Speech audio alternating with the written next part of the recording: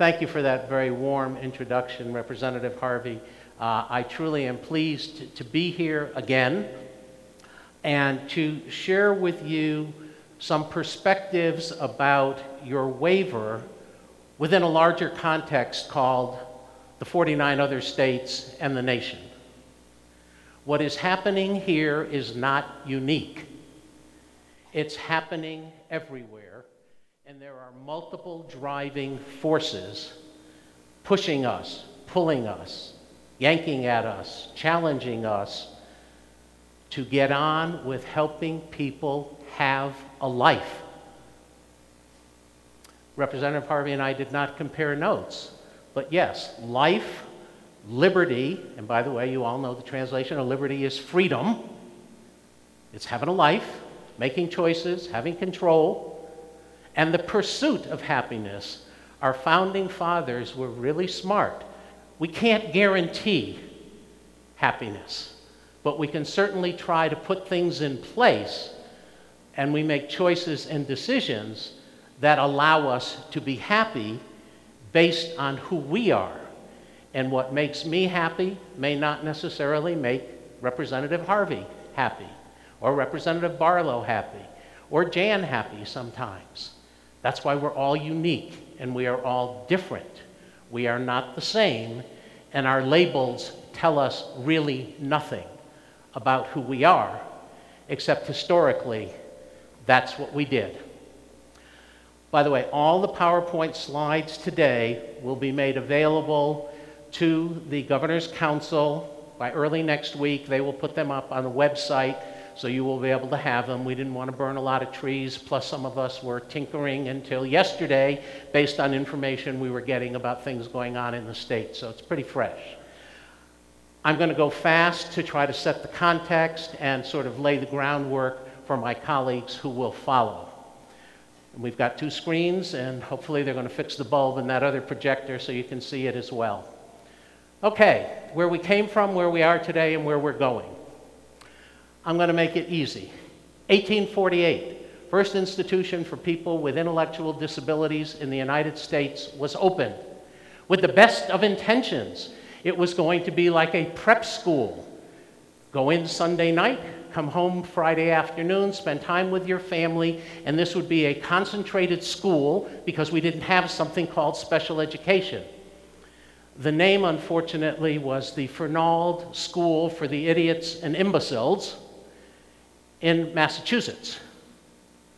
Its name has changed, and in 1998 it celebrated its 150th anniversary. There are still 38 people living there, but it does have a closure plan in sight, finally. 1866, 18 years later, the person who laid the cornerstone for that and created it laid the cornerstone for the Batavia School for the Blind. We are slow learners in policy and in practice. What Mr. Howe said in 1866, these places by their very nature are evil. Congregation of people with differences is a bad thing. They will begin to look like the asylums of the old days for people with mental illness. Do as few as possible. Don't separate the sexes. Keep people with people like them. Put the vicious people with the non-vicious people. It was beautiful stuff. Today we would call that inclusion. We would call it role modeling. He laid it out in 1866. Unfortunately, every state built one or more state institutions until the Fort Worth State School. When did I get thrown out of Texas? 1975. The last institution that I know of, some were rebuilt. This is a new one, Fort Worth, Texas. I was in Texas at the time. It's going to be wonderful, everybody was told, including the legislature. Small cottages, rolling hills, up not too far from the big city, 240 people, but of course a big fence around it. And whether that was to protect the residents from society or society from the residents, we're not sure, but it was one or the other, because that's what we always did about we and they. And some of us worked very hard to stop that. It got built. Some of you may remember the late Ann Richards when she was governor of Texas. Pretty feisty lady. They did a musical about her on Broadway. She began to look at her institutions, as most governors and legislatures have done, and records of abuse and neglect and all that stuff. It's a sad satisfaction. The first institution she closed was the Fort Worth State School. It had the most egregious record of all the institutions in the state of Texas. I broke in that state out of graduate school in 1967. I didn't know what I was getting into. I got my tour of the Austin State School in Austin, Texas. Going to work there as a unit psychologist. Okay, fine. Some of these images, you've all had them, never go away. I walked into the, quote, day room. The floor was just like this one here, except it had a couple of drains in it. Wasn't quite this big. And at this end of the room and that end of the room, hanging in a black cage, was an old black and white television set. Over here in the corner was a glass enclosed cubicle where there are 3 staff sitting, playing cards, smoking cigarettes. That's as real in my perception today as when I walked in there, and it was April 1st, 1967. I thought maybe it was April Fool's Day. Periodically, the staff would come out. Again, this is 1967, not 1867. Turn on the hose and hose down the residents to clear their urine and feces. Man's inhumanity to man. 1967. I was really dumbfounded. That was probably the catalyst for my career. I couldn't get it. It didn't compute to me at all. And some of the folks were just laying there naked. They didn't even have clothes on. And then their bedroom, we talk about privacy, liberty, freedom, 28 cots lined up against the wall with barely enough space between them for somebody to walk, nightstands, lights, what are you kidding me? And a little footlocker at the front of the bed for their worldly goods. So what we did is we began to shift and say there's got to be a better way. And deinstitutionalization started and stopped and started and stopped. Fast forward, Chicago, 2007. A gentleman called Larry Markin, and I can use the names because the story was in the Chicago Tribune, I don't need any releases, comes to my office at this large agency. Allan, I'm desperate. I need a placement for my son. Now, I had heard a little bit about Eric, 6'2", 225 pounds, intellectual disability, autism on the spectrum, and behavioral stuff as fascinating as any I've ever seen, and probably more like many that Dr. Mayer has seen. But this was first-class stuff. And part of it was an indictment of the system that didn't give his family the support and whatever. He'd been thrown out of 5 private special ed schools for kids with autism. That's pretty unheard of. That's a record not to be proud of. And Dad says, you got any vacancies in your group home? We're desperate. Well, why are you desperate? Well, last week he kicked out the 3rd windshield in my Mercedes in less than 6 months. He's chasing his mother and his younger sister around the house, got them scared to death. I mean, he's 6'2", 225 pounds. And they created their own timeout stuff for him. Pretty clever. They had a finished basement in their house in the suburbs of Chicago. And lo and behold, they would run in the basement, get Eric to chase them, quickly run upstairs and shut the door. Now, it wasn't a closet, it was a room, and there was TV and whatever. Can you imagine having your son in your home living in fear for your life? He was on his way to a state institution. Illinois, unfortunately, still has many, trying to close some. And the dad said, we're desperate. And I said, Larry, Go talk to other folks. I have some vacancies. We're trying to downsize our group homes. Your son needs his own place. What do you mean? He does, at least for a while.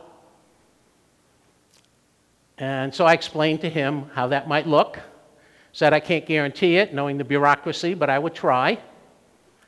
And we went round and round, and I said, but go talk to other providers. You know, there's plenty in Chicago. It's not like in a rural community. There were 7 or 8. See if they're willing to take him, and they've got a vacancy. 3 weeks later, he calls me back and says, I want to do your plan. I said, oh. I said, understand my plan is not guaranteed.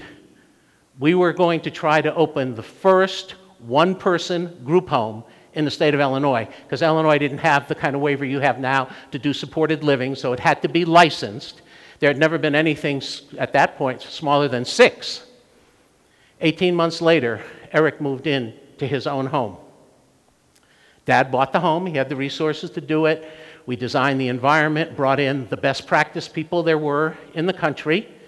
You wouldn't see a thing in there that would give you the slightest clue that it's special, but it's all well done, and it's built around Eric. Mike Mayer will be talking about person-centered planning. We also did environmental-centered planning for this young man. We had a consultant come in to trail him, assess him, talk to people who worked with him. We hired a live-in staff model. We didn't do shift staff. Oh my God, how do you do that kind of stuff? Because we thought that was going to work better for this young man for consistency and continuity. See, common sense is one of the least commonly used of all of our senses. We used a lot of common sense in designing the support for Eric. We were also told by our consultant, with trained staff, the first 2 weeks of transition will be boot camp. He is going to test everybody in every limit. Boy, did he rise to the expectation. We used no aversives. We used no restraints. Our staff were taught how to use positive behavioral supports, personal self-defense, no takedowns, no 4-point restraints. And they got through it, and he got through it. And magically, literally, on day 15, it was a new day. And because this was a pilot project for the state, it took me 18 months to pull this off, even wired into the system, and to get a rate to cover his needs for a while. We had to collect data, frequency, intensity, duration of behaviors, medication data, because he was on a fair amount of meds, and he still was having a good time. 6 months, 82% decrease in behavioral outbursts, intensity down almost 90%. 9 months in, off all medication. Okay? And it's not magic. I want you to know that was not magic. It was hard work. It was staff training and retraining and re-understanding and refocusing that Eric Markin is a human being. He isn't his diagnosis and his rap sheet. That's what got in the way all of his life. He was autistic, severely behaviorally disordered, nonverbal, da-da-da-da-da-da-da-da. 6 months later, with Rose and her son, who befriended Eric, who also happened to be about 6'2" and 240 pounds, he went for the first time in his life, at 22 years of age, to a professional ball game, to Wrigley Field to see the Cubs. His dad called me later. He was mad because he was a White Sox fan. And I said, Larry, shut up. For the first time, your son went to a ball game. Now remember the history of this young man. 8.5 innings, they stayed, not one behavioral outburst. Not one. And he had 2 beers and a hot dog, just like everybody else who went to the ball game. That's real. It happened in Skokie, Illinois. 2 years ago, Eric started his own business. He's got a micro-enterprise. He's shredding and doing some deliveries in the neighborhood. This young man was on his way to the state institution in Illinois at that time at a cost of probably $250,000 a year, not quite as expensive as your place. Today, the cost to the state for Eric is $72,485 a year. And he's got a life. and a good life in a neighborhood, in the suburbs, with support. And amazingly, Rose, the live-in, I don't want to call her house parent, staff support, whatever you want to call her, she's still there. And one of the reasons we hired her, she likes Eric as a human being. She bonded to him. It wasn't just a job. Providers, screening staff, and matching is critical, Job coaches as well. It isn't just a chess game here. We'll fill the box or fill the bed or fill the slot. That's where we're going. Individual supports, self-direction, all the things that are in your waiver are right on. I could sit here and nitpick with Joe, and I will at some point, and Chris, about some fine-tuning and maybe some of the rate methodology, but the overall vision, direction of the Wyoming waivers are right on the money. It's about people having real lives in the community and getting stuff that makes sense for them. That's where we're going. So take a look at that triangle. Triangles. How many triangles do you see there? Anybody? How many do you see? 6, says Mike. 8. Anybody else? Come on. 11? We'll have a bidding war. I'm sorry? This lady said 0. If I was Mike Mayer, I would give you a prize. Thank you. Who are you? Marty Halverson. Hi, Marty. Marty didn't get baited. There are no triangles there.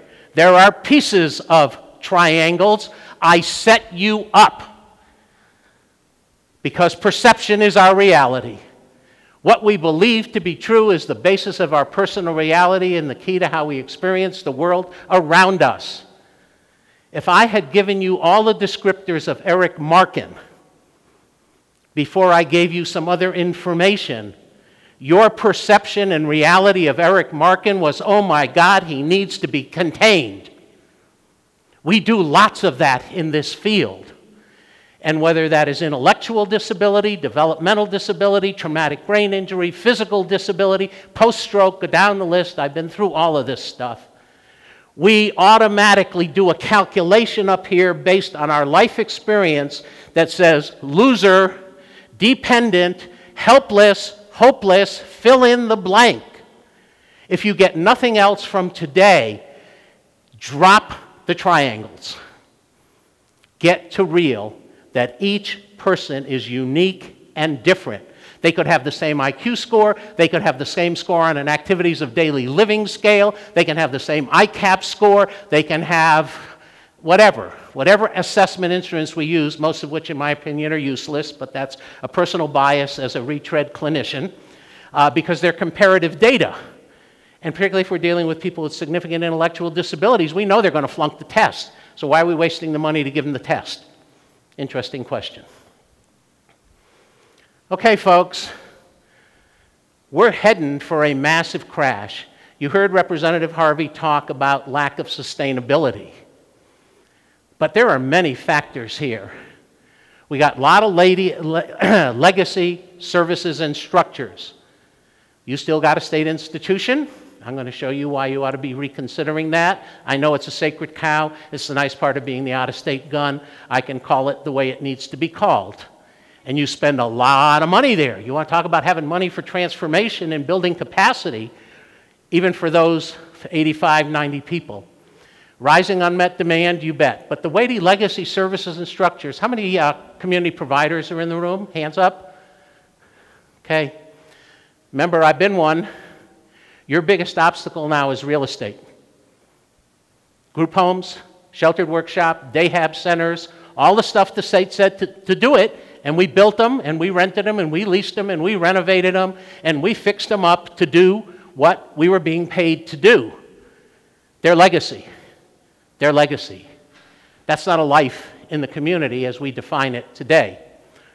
We got workforce shortages. They're going to get worse.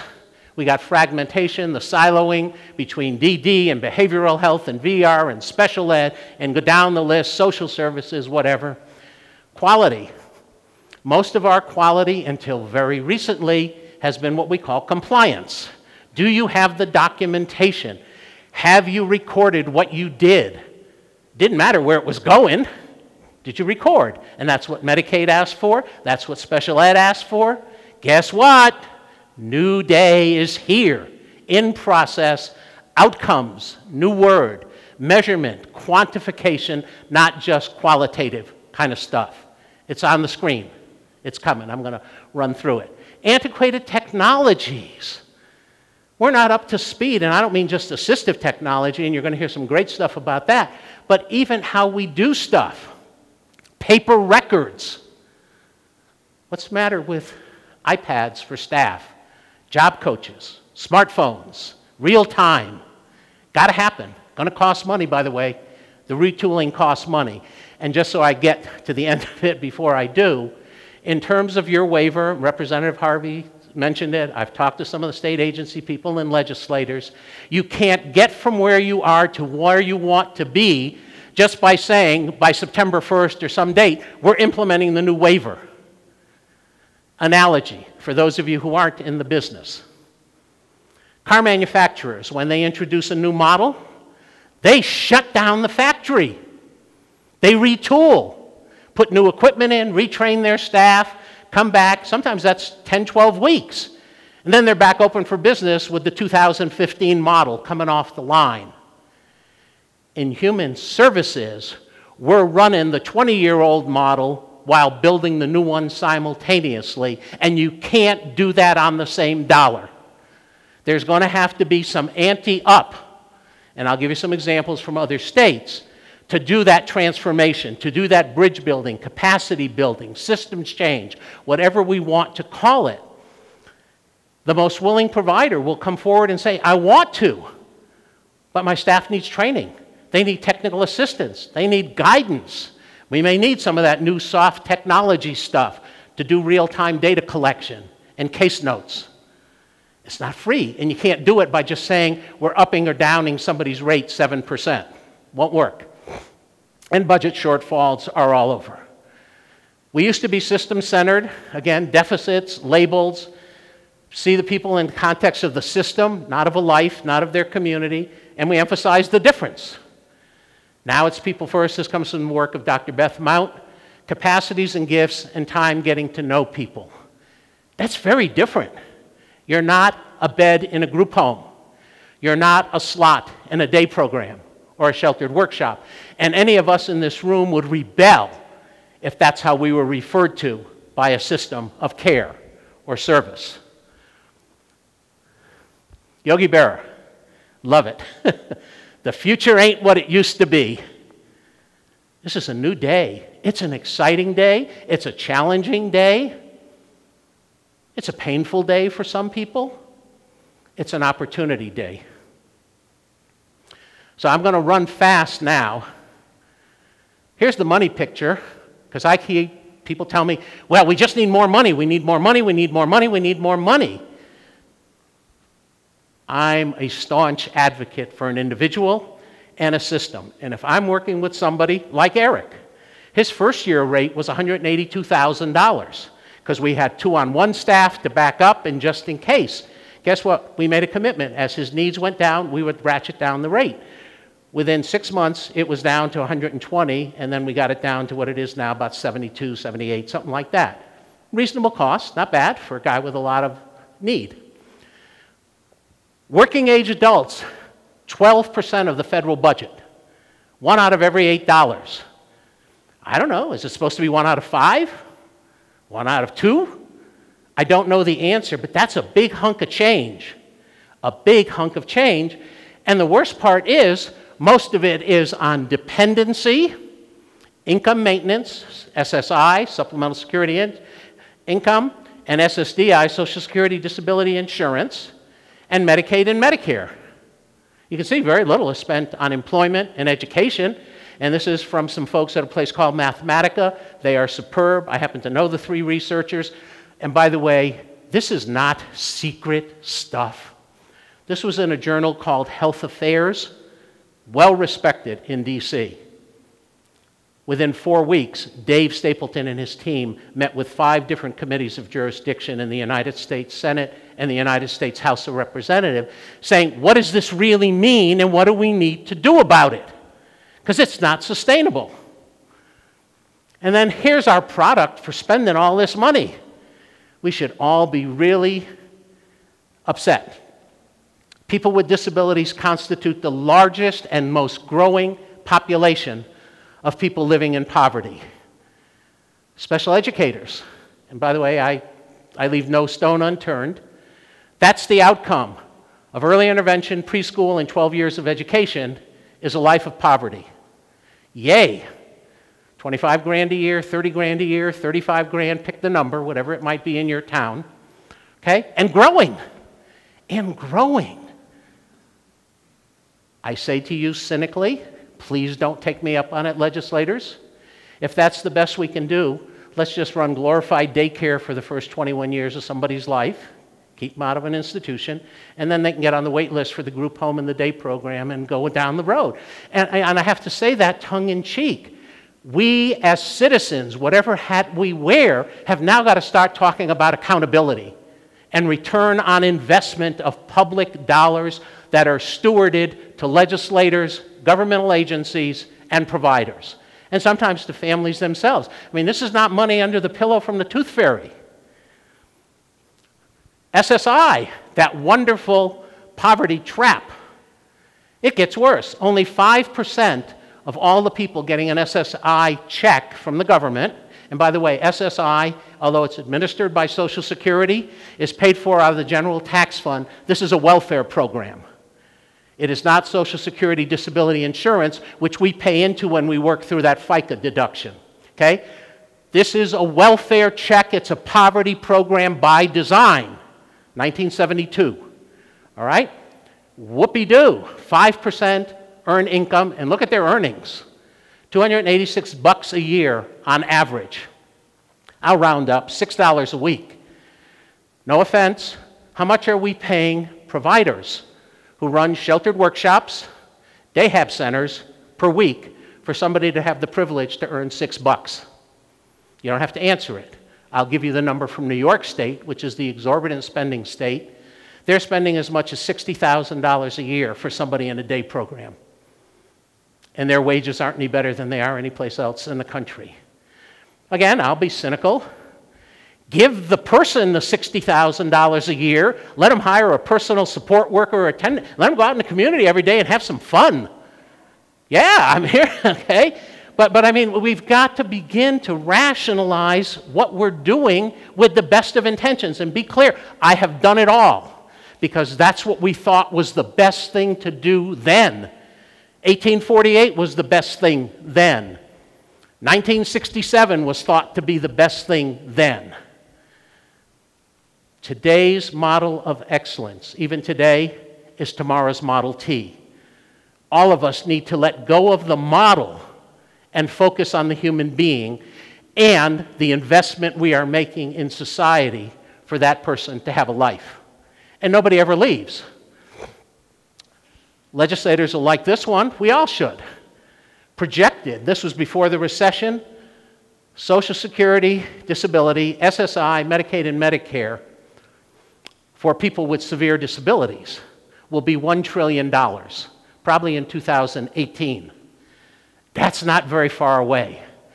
Even in Washington, D.C., $1 trillion is a big number. You know, billions we play with. $1 trillion is real money. I don't even know how big that is. In today's federal budget, that's almost 1/4 of today's federal budget, just on income maintenance. Part of that's demographics. Here's our system. We had this thing called integrated employment, got off to a nice start in the late 80s. Flat. All the growth is in segregated day programs nationally, few exceptions. Employment participation, another important thing. Who works? And even among the, quote, typical population, it's only about 76.5%. Well, as you can see, cognitive disability and SSI is 8.6%. We got a long way to go. I don't think we'll get there in 5 years, Joe. Maybe in 20. But my friend Bill Kiernan, who collects these data, says, I'm not greedy. We don't have to get to 100%. Let's get to 76, just like everybody else. We are horribly behind. Any kind of disability is less than half in the labor market. Got a lot of work to do, Jim. All of us. I'm not picking on the agencies, but we have got a ton of work to do to try to get this stuff where it ought to be. And then you can see the poverty level increases based on sort of severity of disability. And we have vast state disparities. Washington State's got 72%. They made it. They've been at it for 15 years. 15 years. The default is employment for day program. You don't get to say no thank you. You mean I can't go play with my friends at the Dayhab Center and the government pay for that? That's where we are, ladies and gentlemen. Your state's not ready for that. That's Washington State. You can't say I choose not to work and get a government-funded program.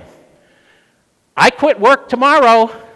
I don't think Medicaid's going to come along and say, Allan, we'll pay for you to go to the senior center, the daycare program. This is serious stuff. We've got to rethink our assumptions and expectations. But I'm also clear. My stepdaughter, Mindy, who you heard a little bit about, who's starting on her path to customized employment this summer, is not going to work 40 hours a week. I'm not a Pollyanna. Maybe she'll work 10, 12, 15. The rest of her life will be integrated day in the community. It won't be off in the building doing coloring books. We ain't going to let that happen. You're below the national average. You were higher at one point. You've dropped down on employment. Here's Washington State. Take a look at this one. They've been at it, like I said, a long time. 72% of the people in their waivers are working in integrated jobs. They have problems. I don't have time to go through them. The folks in Washington can tell us. But nonetheless, that's impressive. The average person is earning $7,000 a year, not $256 a year. And they're not done. Their goal is to get people out of poverty, have enough earnings to get out of the poverty zone. What a nice goal. We're going to be the anti-poverty program. We mess it up starting in school. We're already behind with the youth with disabilities data. And you will hear later today how, at least in rural Washington State, they are beginning to bend that curve and say our kids with disabilities get to go to work. And they get work experience while they're in high school and job exploration. What? We're not just going to worry about can they get from reading grade level of 3 to 3.1 next year on a reading test? Who cares? Get me to 6th grade reading? Yeah, that's different. But we do all this compliance document stuff. We've got an IEP, and it says next year we're going to go from here to here, and we can measure it and document it and quantify it and say we're in compliance. Did it make a darn bit of difference to that youngster when he or she exits the school at 21? That must be the consistent question in special education. What are we doing to lead to life outcomes? Starting in early intervention. Birth to 3, we set the whole stage with families. What are we telling them? Oh, Lee, we're so sorry. You've got this poor baby with all these things going on. And, don't expect too much. The state will be here to help you and take care of you. And, they'll probably go to a workshop when they grow up and whatever. And then at age 16, transition comes along and says, oh, we're going to talk about transition from school to work. Oh, and by the way, we've probably also told Lee and his family, as soon as your kid turns 18, go to the Social Security office and get an SSI card application and get that Medicaid card, because that's your ticket to adult services. We've ingrained this in our culture. And I say we, I'm willing to take the hits. It's a new day. We've got to change the expectations starting on day one. Starting on day one. Youth with disabilities should be employed at the same rate as youth without disabilities in their teenage years. No reason why not. And then look at this. Least restrictive environment. We're still segregating most kids with intellectual disabilities in our public school system almost 40 years after the special ed law was put into effect. And by the way, because people don't know this, it's a civil rights law. There were 26 right to education cases in federal district court under equal protection and due process. And we won them all. And we're still segregating and demeaning kids with all kinds of disabilities. And finally, this year, Secretary Duncan put out a new letter. Outcome measures, new technical assistance on outcomes in IDEA. Okay, better late than never. Better late than never. And then there's the Medicaid jug. And I know it may be even higher in this state. Look at the money. 25% of the people getting a Medicaid card nationally are people with disabilities and seniors. 60% of the money. You don't need to be an economist or a rocket scientist to say there is a disproportionality in the spending. We're a target. We're a target in states. We're a target in Congress. We're a target at CMS.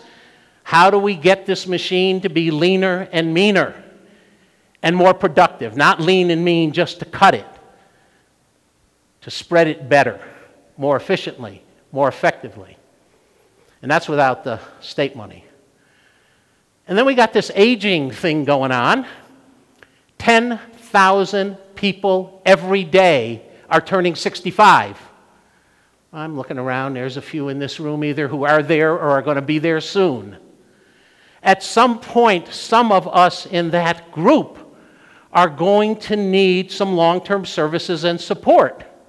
Whether we call that home health care, personal care, attendant care, whatever it is, and it might be a family member, but it might have to be we have to hire somebody.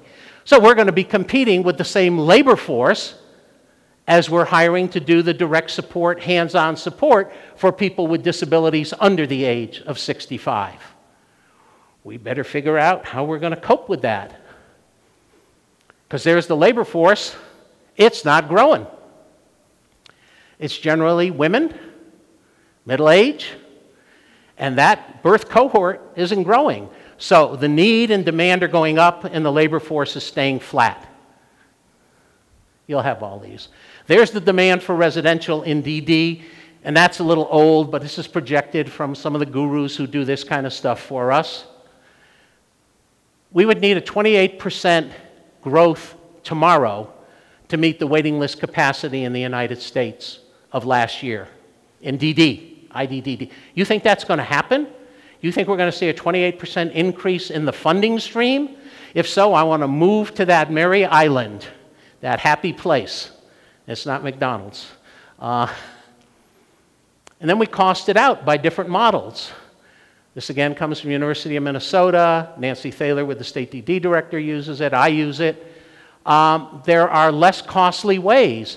And for those of you who are in legislature and those of you who are providers, pick a number. Somebody's going to enter your system, 25. They're probably going to live to be 85 today. 60 years at $50,000 a year. Last time I checked, that's $3 million unadjusted for inflation for Susie or Johnny. Oh, we've never done it that way before. We only worry about the annual budget.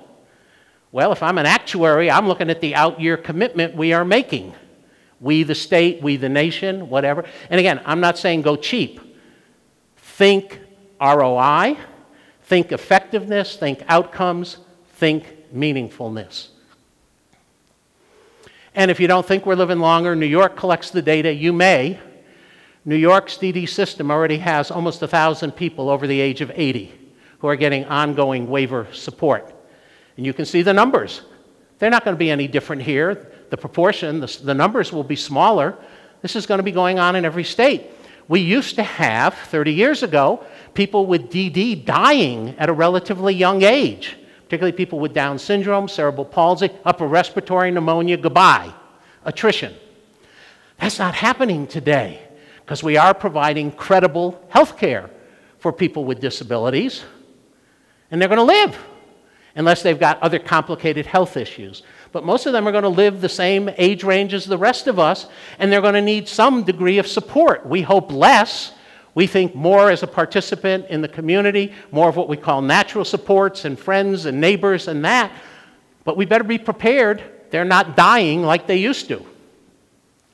And here again, just so you have a context about Leander, we have 14 states where nobody lives in a state institution.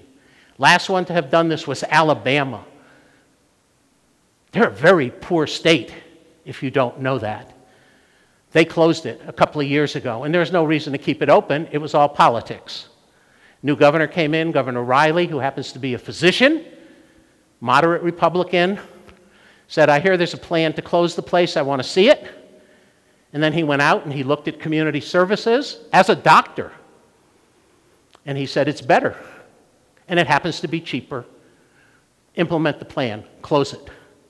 Tuscaloosa Chamber of Commerce, his home community, summoned him to a meeting. You can go find it on YouTube. They thought they were going to get him to rescind it because it was a mainstay of employment in Tuscaloosa. Didn't have anything to do with the people who were getting the services. His speech was magnificent as the chief executive of the state who happened to be a physician. And we will excuse him. He used the word patience. He's a doctor. He said, I have been to Partlow, and I've seen the patients. I have seen their counterparts in the community, in their own homes, in small group homes. They're happier, they're healthier, and by the way, it cost about 50 cents on the dollar to do it. I am closing this institution. The Chamber of Commerce, you can see it on YouTube, the blood went out of their faces because they thought their hometown governor, citizen, was going to get a pushback from them and say no. He said, I'm doing it because it's the right thing to do for them, and it's the right thing to do for the state. And they did it well. They planned it, one person at a time. Nobody died. Nobody got hurt. And they took those dollars saved and reinvested them in their waiting list. Oh, what a radical thought. So those are the states that don't have any. Dr. Braddock looks at fiscal effort ratio. This may surprise you. Let's see if I can get this thing. Yeah, okay. This is per $1,000 of statewide personal income. National average in DD residential community services is $446. You're above the national average. Alabama is way down here, someplace. And you can see the ranking. New York is the hot ticket. Connecticut always. Maine, folks, this afternoon. I'm sorry, that was all spending. This is the waiver spending. You're above average state here. Here you're number 7. So it's not like you're not spending money. You're spending almost twice the national average on your waiver per $1,000 of personal wealth. Part of that is because you are rural and you don't have some economies of scale. I get it. This is not a cheap system. This is not a nickel-diming system looking at the numbers in the aggregate. This system nationally, $56.6 billion with a B dollars for the 50 state agencies providing services to people with IDDD. $56.6 billion. And we say it's not enough. Make it more, make it better, make it bigger. And I don't know, maybe it needs to go to 80. I don't know the answer. But if I ask the question, what's the return on investment for 56.6 for the thousands of people currently getting those services from those dollars, the report card's not real pretty in most places. You've still got people, this is where people live. I'm sorry it's not as clear as it could be. But you've got 86% of people living in settings of 6 or fewer. Here's New Hampshire. They're at 96%. And they're a rural state pretty much. They got a couple of nice-sized cities. And they don't spend as much as you do. Here's New Mexico. They got 94%. They're a rural state. They spend about the same amount that you do. Here's the feds. Not sustainable. The conservatives will love this. This is a chart from the Center on Budget and Policy Priorities, a liberal think tank in D.C. Well-respected. Bob Greenstein used to work for the Congressional Budget Office. Their numbers are great. His chart, The current federal spending curve is not sustainable. And what's the big ticket growth item? Interest on the debt when the debt gets resolved, and Medicare and Medicaid. It is not Social Security. We're in the target zone. Old folks are in the target zone. So what are we going to do about all this? Well, we better rethink what we're all about. What are our values? What are our belief systems? What is our Constitution and Declaration of Independence? So I went to the National Voluntary Advocacy Organizations. Here's the ARC, the largest, full inclusion and participation. I didn't write any of these. That's what they're saying is their mission. That's now. That's the next 5 years. UCP, used to work there. Productivity and full citizenship. Doesn't say partial. Doesn't say for some. Life without limits. Autism, meaningful participation, self-determination, inclusion, all aspects of... These are the voluntary advocacy trade associations on behalf of these 3 diagnostic groups. They're all saying the same thing. They're saying what your waiver says. Right on the money. This is where we need to be in policy and in practice and in expectation. The Alliance for Full Participation, the self-advocates. We don't belong in segregated institutions, sheltered workshops. We can work in worthwhile jobs. We want dignity and respect. Oh, I thought that was sort of a founding principle of how we treat each other. We don't. And what do the legislative things say? And I got to look at the watch because I know I am way behind. Oh, yeah. 900 miles an hour, Mike, now. Okay, what does legislation say that we're supposed to be doing? First of all, I'm a firm believer, having spent a lot of time in the weeds of this stuff, our public policy is based on the consensus value of the time, which is why it's changed. From idiot, imbecile, and moron, and lock them up and protect them from us or us from them, to people have a life. And they have a right to be part of a community, and part of a family, and have a job, and earn a living to the best of their capacity, and have friends, and not just friends with disabilities, and not just people who get paid to take care of them. No offense to people with disabilities, having friends with people with disabilities. We all have our affinity groups. I have about 7, okay? Some based on religion, some based on age, some based on special interests. We all do that. But it isn't every time a person with a disability wants to be in the community, they get herded with all the other people with disabilities. When I was running group homes, it used to be bowling Saturday mornings at 10 o'clock. Because the bowling alleys were empty. They were happy to have us there for $1 a lane or whatever it was. And there were a bunch of agencies, so the place was filled with people with IDDD doing Saturday morning bowling, whether they liked to bowl or not, of course. Because it was the group thing, and you get in the van, and we're going to the bowling alley. Or it's Wednesday night, and we're going out to eat, and you don't get to choose. We're going to McDonald's. I don't like McDonald's. Too bad. We're going to McDonald's. Where's individual choice? Where's liberty in all of this stuff? So it's changed, okay? Disability is a natural part of the human experience. This is in 4 pieces of federal law.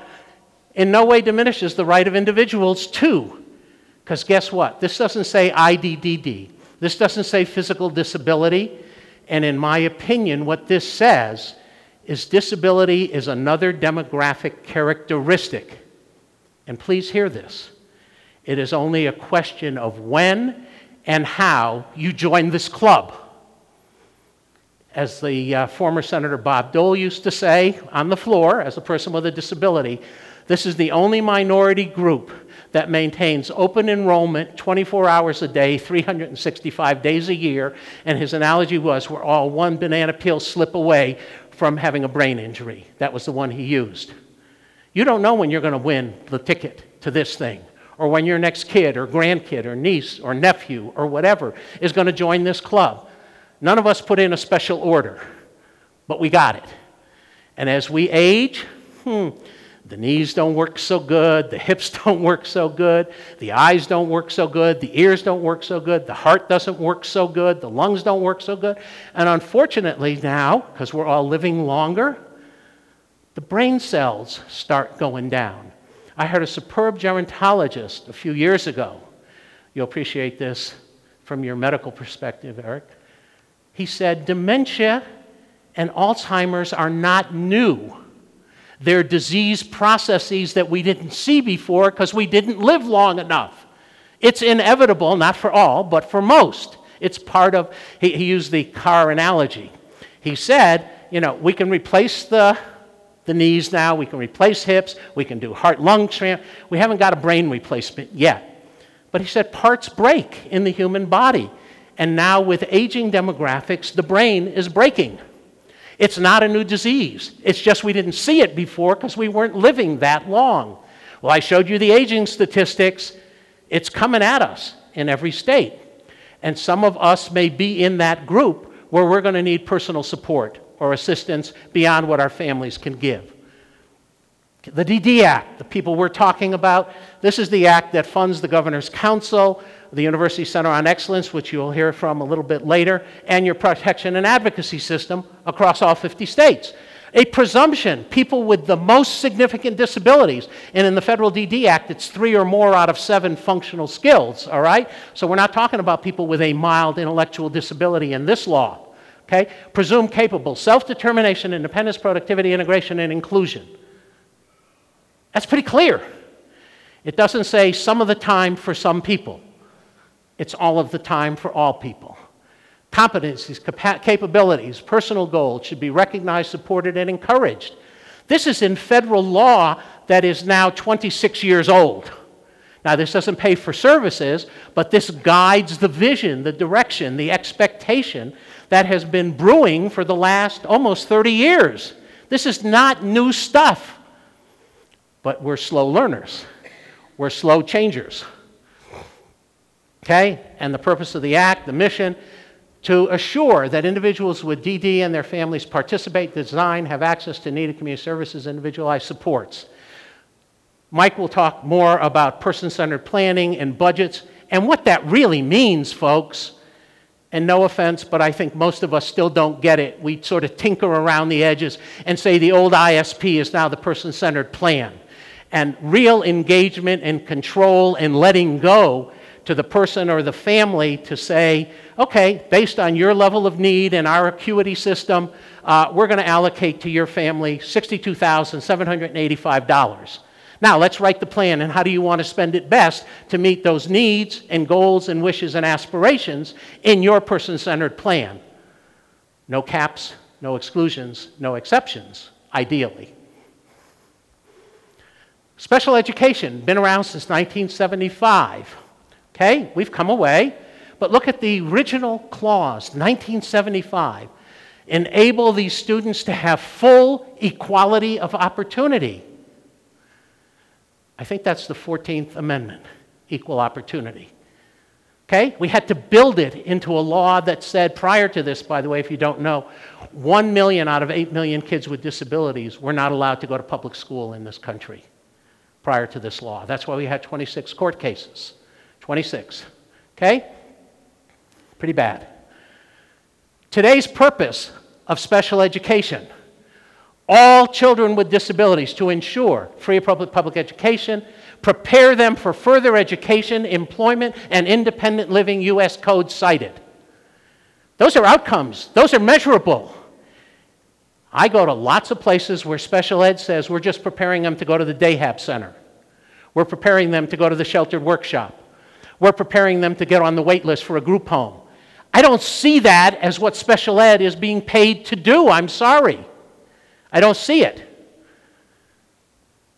They've gotten off way too easy. I think we all have, but particularly this one. Okay? And now let's go to voc rehab because I want to make sure we get all the systems. Well, first, transition. This now is 10 years old. It's older than that in the Voc Rehab Act. A few word differences. Key word here, results-oriented process. Academic and functional. Adding those two words and functional is critical. That's like winning the lottery. It's not just about watered-down academics or modified academics, and I'm not knocking those. Functional means learning how to live in the community, how to participate, how to work, how to make a living, how to have friends. And you don't do that if you're in the special ed room in the basement in the corner. Segregation is alive and well, and I showed you the data. Role modeling is how we learn. Eric wasn't going to go to one of, and I wouldn't recommend a group home for 6 people with autism any place in the country. I don't think my colleague Dr. Mayer would, or 3 people with dual diagnosis. There's a lot of learning that goes on. One of our older colleagues, John McGee, gentle teaching, non-aversive. They used to have behavior shaping homes. That's what we thought in Nebraska. 6 people, dually diagnosed, in the same home. It took him about a year to say, this isn't working. We're not getting behavior shaping, we're getting behavior sharing. So the headbanger learned how to be a biter. Yay, learning was going on. It just wasn't good kind of learning. Role modeling occurs. Let's have good role models, appropriate, typical, age appropriate. Okay? These are the outcomes. Voc Ed, integrated employment, including supported employment strength. This is special ed law. 10 years old. Not wait list for group home. I don't see it up there. I don't see day hab. I don't see sheltered work. Okay? Employment, post-school adult living, functional voc eval, all covered. And when we have a real transition plan, the student should really be in the middle. I didn't give you the slide. I may send it as a separate piece for them to put on the website. Federal District, Ohio, Southern District, Cincinnati, Chloe Gibson versus the Forest Hills School District, the first that I know of. Challenging transition under free appropriate public education. Have you seen it, Joe? I may have sent it to you. It's the future. It is the future because the school district said she didn't need to be at the IEP. We know what she needs. We know what she can do or can't do. The parents tried, and they said no. They had her destined to go to the day activity program run by the county board. Parents interceded. They got a customized employment expert from the UCED, the University Center of Excellence in DD, at Ohio State. They got their experts. The federal judge said, after much deliberation, school districts, you denied her free appropriate public education. You are on the hook for compensatory ed, for discovery, customized employment, job coaching, and a whole bunch of stuff. And of course, the silly school district, which has already spent a fortune, sorry, this is the dumb stuff we do, is now going to appeal the case to federal court. And they may want to take it to the Supreme Court. Why? Do they really believe that Chloe doesn't have a right to be working in the community? I mean, but the case law at this point is superb. And it's a message to school districts. Outcomes are now on the table. It's not about the paperwork anymore. Okay? Least restrictive environment letter, you'll see it when you get the slides. Let's talk about community living a little bit. Former Secretary Sebelius created the Administration for Community Living last year. And look at this. All Americans have the right to live in a home of their choosing with people with whom they care about, integrated into a community that values their participation and contributions. Think about it if you're looking for services, as Larry Markin was for Eric, and he was desperate. I'll take any vacancy you've got. And Eric becomes chattel property in a group home beds game. And providers control. Sorry, providers, I ran a large agency.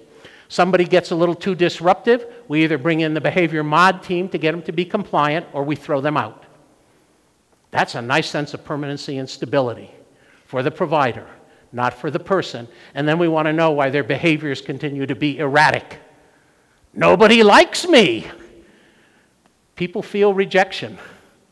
Okay? Key principles of supported living were laid out in 1990. This is not a new idea. This came from a guy named Gary Smith, now deceased. Used to be the assistant director for the State DD Directors Association, close colleague of mine. We worked on this, but it's his publication. And it's all about, it's my home. And I ought to choose who I want to live with and who ought to work with me and what I can afford in what neighborhood. That's how all the rest of us do our housing.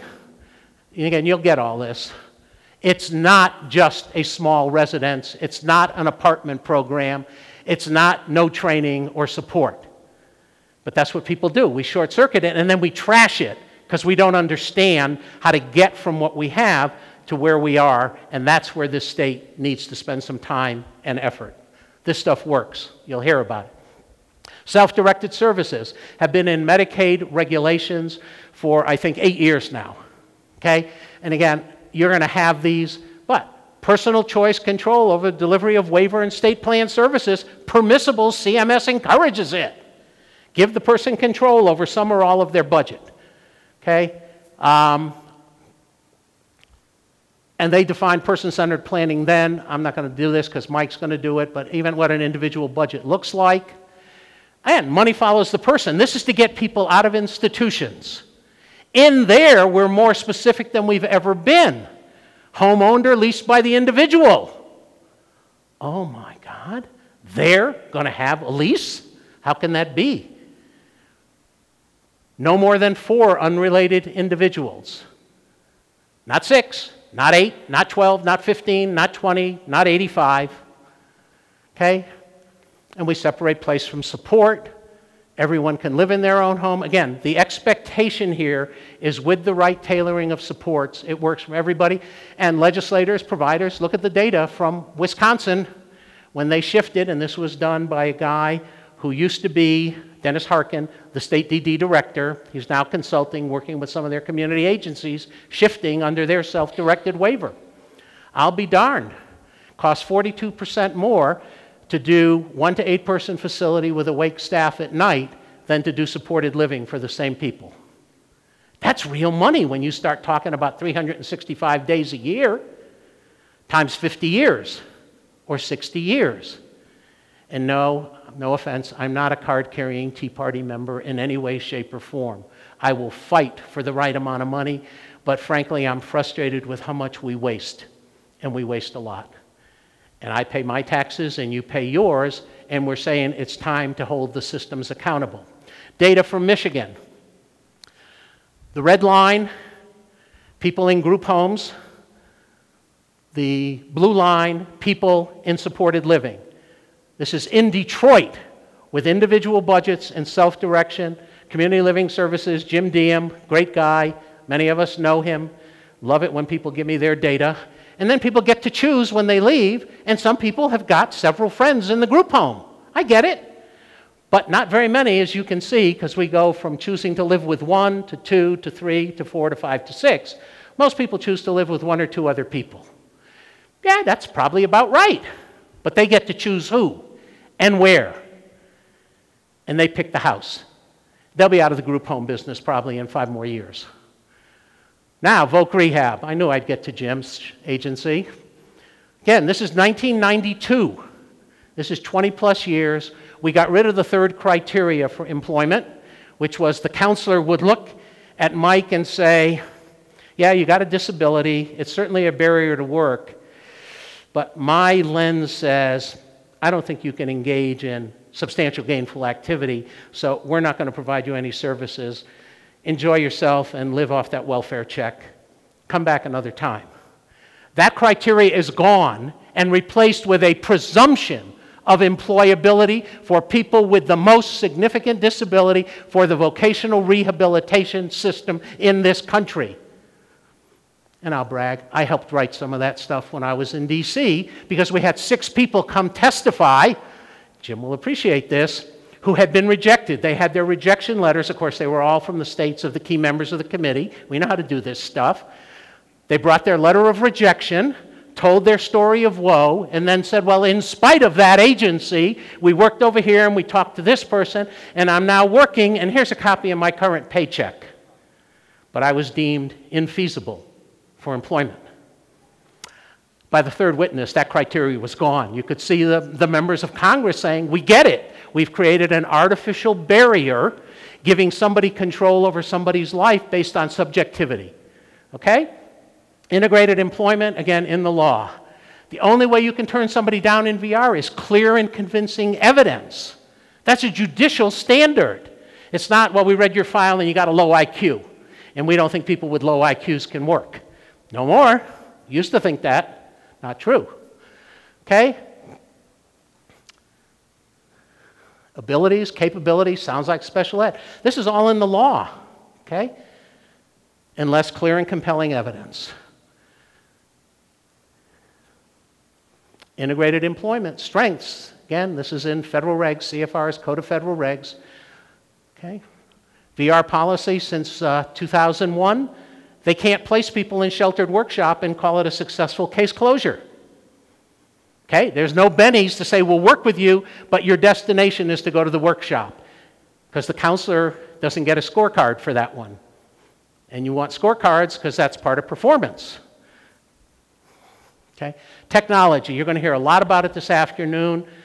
This, again, has been around since 1988. It is key to changing perception. Assistive technology and devices. It's in the special ed law, it's in the voc rehab law. Medicaid can pay for it in lots of ways, so can the waiver. But it's about functional capabilities, stuff off the shelf, okay, workplace, equipment to help people. It's all there. Sandy and her panel will fill you in a lot more about what's going on in your own state. But it's key. It's a key to reduce the number of staff. We've got to think smarter here. We've got to think more efficiently, and it gives people more control over their lives. If there's a remote button they can push. The employment thing, big shift, integrated employment, employment first is the order of the day. The continuum of services is a myth. It has never, ever worked. And you're looking at the person who wrote the Continuum of Care licensing standards for the state of California for adult day programs. School, day activity, sheltered work, work crew, enclave, supported employment, real job. And guess what? To get out of day activity was the same as the entry criteria for work activity. And so, okay, we'll teach people this and then they'll move. Well, Tom Bellamy and Dave Mank did the research in Oregon and in Washington State in the 80s in both mental health and DD. So if Jan got out of school at 22 and started at the Dayhab program, how old was she going to be moving through that continuum when she got that job at the end of the rainbow? Somebody. Come on. How old? 40. You wish. Anybody else? Close. 67.2. There's no movement. It's a hoax, a perpetuation of a medical model. The continuum of care comes from medicine. You will get better. We're going to fix you. We're going to cure you. Last time I checked, we don't have a magic bullet to cure intellectual disability or cerebral palsy or autism. Maybe someday we'll have it. The continuum comes from medicine. It doesn't come from having a life. But we all did it. Okay? The late Mark Gold told us, with research, honest, this is in the journals, late 70s. IQ score has no correlation with economic productivity. Let me say it again, because we're still debating this. Look it up, MARC, GOLD, peer-reviewed literature. People with intellectual disabilities, no statistical correlation between your IQ on a standardized IQ test and your ability to earn a living. Yet, it's an artificial barrier we have put in the DD system, in the VR system, in the workforce system, and in our own triangles. Right? It's not true. It's not true. And now we've got customized employment, and I suspect I'm, let me see where I am here. Yeah, I'm at 10:30, and Mike is saying, get off, Bergman, get off. You'll hear more about customized employment from Lee this afternoon. It's the new way to look at stuff, and it's very sellable to employers. We're not asking for handouts and charity. You got to believe, though. Again, if you get nothing else from today from all of us, I hope we change your perception and your expectations of not what's theoretically possible, what is happening on the ground today across this country, including some in this state, I want to be fair, when you see the triangles differently, when you see the person as a person, not as a label, not as a deficit. The feds recently put out a circular. Carol Doback, who is sort of like Jim's boss at the federal level, the head of VR, I had the pleasure to meet her a month before this thing. I know you probably think I'm pretty off the wall. She makes me look like a moderate. She opened this webinar for 15 minutes. I think it's archived. You can watch it. On the presumption of employability, clear and convincing evidence.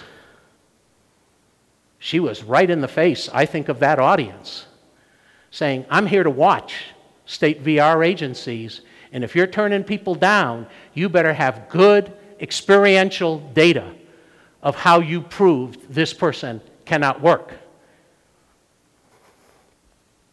And for legislators, again on the money side, Goethe, give me a fish every day or teach me how to fish.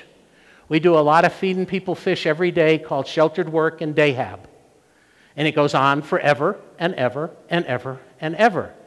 So maybe we got to juice it up for 2 to 3 years and pay for discovery and job development and job coaching to get somebody a real job, and that might cost 50 grand on the front end.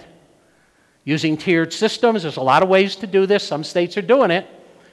And then say, but we know 3 years out, Mike finally got good at his work. And his coworkers like him, and they're going to give him some support, and the job coach is just going to drop in once in a while or call the supervisor. And then maybe we're down to 5 or 7 grand a year for lifelong support, as opposed to 15 a year forever. Fram oil commercial, some of you remember that. Pay me now or pay me later, but you're going to pay. We've got to decide to look at this as an investment system in people's meaningful lives. And if we do, then we make the short-term investment. Social Security, again, big bugaboo. You've got some great training in this state I learned about last night. We have every work incentive in the book. You don't have to worry about losing benefits if you go to work. We got to kill that myth.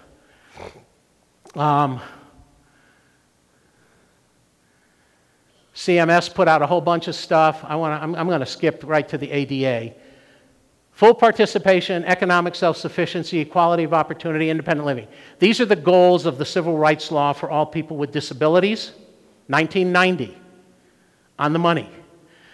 We were talking last night at the dinner table, some people about mountain climbing. Fair number of people in this room climb mountains. Let me see, hands up? No, a few of you, okay. Mike, when you climb to the mountain, where's your goal? No, but first goal. Get to the top. He may never make it, but his goal is always get to the top. Okay? Those goals are for everybody with a disability, including people with the most significant intellectual disability. Because once we choose to say, well, they don't really apply to you, it isn't going to happen, then we start playing the haves and the have-nots, and pretty soon we whittle it down, and I'm sorry for the analogy, but only the blue-eyed, blonde-hair Aryans get in the system. Okay? I mean, we're going to define purity, who that really works for. And I can tell you the Hill battles in Washington that went on for this for 2 years was zero reject, no exclusions, no exceptions. And there were attempts to carve out people with persistent mental illness, people with severe and profound intellectual disability. And the late Justin Dart, who led this effort, said, over my dead body, we're either all in this as brothers and sisters or we're all going down the toilet. So there you have it. And that's the integration mandate that governs all your government money, not just federal. That rule came out 1 year later from the Department of Justice. Most integrated setting, I'll be darned. And we know for everybody now with the right supports, that's community. There may be temporary short periods when people need to be removed, but not long. Okay? And there's a whole circular, I'll put it on the websites, but the Justice Department defined this before they started taking people to court. Integrated settings are located in mainstream society. What a novel idea. Access to community activities, same time and frequency. Segregated settings include congregate settings, populated exclusively or primarily. See, we don't quite get this civil rights law for people with disabilities parallels the other civil rights laws. Segregation is segregation is segregation. Integration is integration is integration. So where are we headed? Metrics, measurement, accountability, return on investment, you heard me talk about it. And I love this one from late President Kennedy. I found this one about a year ago. The great enemy of the truth is very often not the lie, deliberate, contrived, and dishonest, but the myth, persistent, persuasive, and unrealistic. Today we're doing myth busting all day long. Every one of the presenters are going to talk with you, give you examples of real live people for whom the mythology would say, can't be done, shouldn't be done, too risky, too this, too that. And fortunately, because some people were willing to take risk and think differently, those folks are having good lives. And then for the data people, and this will be on the slides, Rob Chimera, economist, Kent State University, Ohio. 5 studies now, legislators, bad ROI on sheltered workshops, bad ROI on the continuum. People who leave sheltered work and go to work make less money than people who never went to the sheltered workshop. It's in his data. People who start transition at 14 have better employment outcomes than at 16. Oh, thank you, Rob, for data to reaffirm common sense. But we need it. He's got cost data, he's got benefit data, he's got hours work data, wage data. You'll have it all. It's just amazing stuff. But people say, well, that doesn't work in my case. Oh, okay. You know, so we're always going to get the yeah buts and you don't understand, and we do. Change is hard. Oregon, lawsuit, unnecessarily segregating people in sheltered workshops. That's the complaint, going to trial probably next spring. Rhode Island, there is a consent decree, 10-year plan in Rhode Island with justice. All segregated day have and sheltered workshop programs will close, period, end of line, done, signed. Okay? And they had crappy school outcomes. There's now going to be robust transition as part of the settlement with the feds. And here you'll see what the kids, and the work will average 20 hours a week. The state has agreed to this standard in a settlement with the Department of Justice so they don't have to go to court. Who knows what state is next? Well, actually, some of us do, but I don't think you're on the screen yet. Okay? And here's what Eve Hill said. Unnecessary segregation is discriminatory, impermissible in any state or local government program, all too common when states allow low expectations to shape their disability programs. Eve is the pit bull on ADA and Olmstead for the Assistant Attorney General for Civil Rights, and I'm glad she's where she is because she's going to make sure this stuff is done well. The feds have new rules, again, on settings, person-centered planning. There is no time, I'm sorry, but work is in there. This one, and it's not just about work. This is from Mr. Einstein, who last I heard was a pretty smart fella. If you judge a fish by its ability to climb a tree, it will live its whole life believing it is stupid. I met a young man 2 years ago in a sheltered workshop with cerebral palsy. God's truth, because you can't make this stuff up. His job in the sheltered workshop, you ready? With his spasticity in his hands, was assembling ballpoint pens. His wages were 3 cents an hour. There was no way in God's earth he was ever going to get better than 3 cents an hour because it was like the fish. He can't do that job. He was going to rot there. Fortunately, somebody got him out. He's on his way to customized employment. We've got to understand not everybody does everything the same way. So let's come together, stay together, and work together, so says Henry Ford, and we'll get this. And then we're back to freedom. The rights of enjoying all the privileges of membership or citizenship, and ultimately what we want for all people, equal justice under the law. Thank you.